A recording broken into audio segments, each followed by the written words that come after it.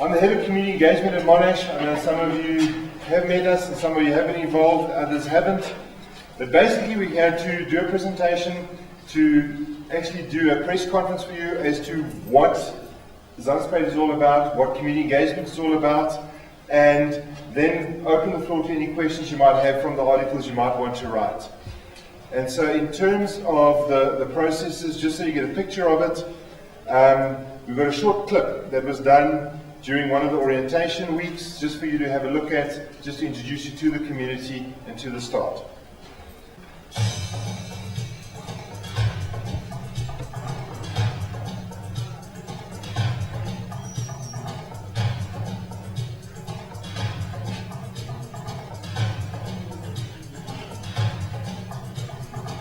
How we changing the work today is by helping lifting the community who needs help and assisting them with whatever they need. And instead of just giving out, give them a hand out so they can lift themselves. First of all, we're going to Zanzibar. We're going to be spending time with the NGOs, having a look at them for about an hour.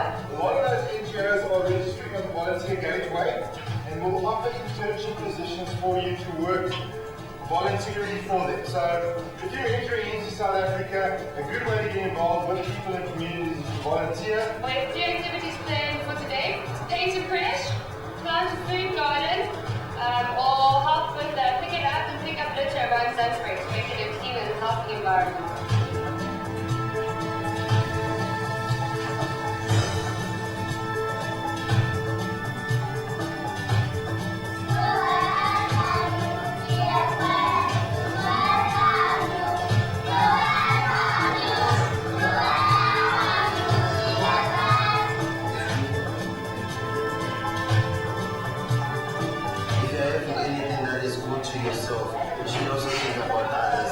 One kid to help the whole family. I believe that little things you do for people in life, later on, you get rewarded for it. I should lead by example.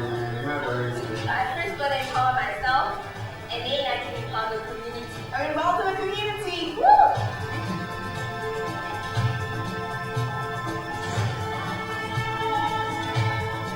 Volunteering is not an obligation, it's something from your heart. So if you're willing and contribute to the community, just find that space and do something. People are here to serve, not only are they here to serve, but they're here to make the community better.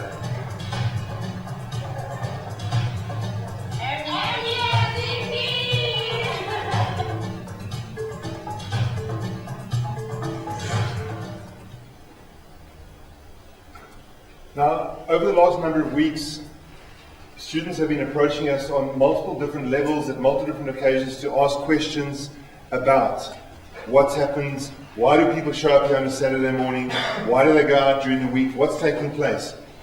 And the philosophy behind all of it and everything that is behind everything is what we believe in at Monash and at community engagement, is that engaging in the community is a vital part of education and what you're doing. And so everything we do is going to be based on a real relationship with the community that's genuine. From that real relationship with the community that's genuine, there needs to be genuine learning and benefits for everybody, for the community, for the students, and for the greater picture. And so our students are involved in a number of different programs dealing with vulnerable communities, and so therefore, one of the key issues we have is the vulnerabilities of our communities and our students. There's a risk either way. When a community is vulnerable, they are open to various people coming in with wonderful ideas. And what I found is that students go in with incredible enthusiasm, and that enthusiasm often leads to absolute destruction, because their enthusiasm destroys the actual life that the people have, and they just get overridden by a great enthusiastic program. Whereas if we went in alongside that community and asked the person, what is it you actually need? What is it we need to do? They would then start to lift themselves up, and together with them as Monash, we could develop the community. So we're not going in as Monash to develop the community. We're not going in to make this radical difference. We're going in because we're part of a community. We're going in because we're partners, and we've got as much to learn from them as they have from us. And so you go in as a volunteer, You'd go in academically, like you guys are as journalism students, but you're going into situations that you know nothing about. And so yesterday I had a number of journalists speak to me from a number of the national newspapers and publications. And I'm fairly confident, but the moment they were speaking to me, I felt under threat. And why I felt under threat is I was thinking, what are they going to write about what I'm saying? How are they going to depict what I'm saying? And I was in the middle of a situation where there's been a lot of death and a lot of damage happened in this community, and it's been all over the papers. You might have seen people saying things about this community through some of the crime and the violence that's taken place. So when the journalists started asking me stuff, I started to worry about what their motives were. And even though they said they were from this publication or that publication, immediately I was very, very vulnerable. And so for yourselves, as going into a community as journalism students, you've got to bear that in mind. You've got to bear that in mind. And my question that I asked myself, and it was great that I asked myself that question yesterday as I was preparing to do this press release with you guys, is I asked myself the question, how do I feel about this? What am I thinking? What's going on inside of me? And I was thinking, what are they going to do with what I'm saying? I have an expectation today, as I look at the different media, that they're actually going to say something about what I said, and they're going to accurately say something about what I said. And so I scan all over the different publications, and I find something there, and I find something here, but it creates a lot of unease and tension. And so when we're engaging with the community as Monash, you've got to bear that in mind.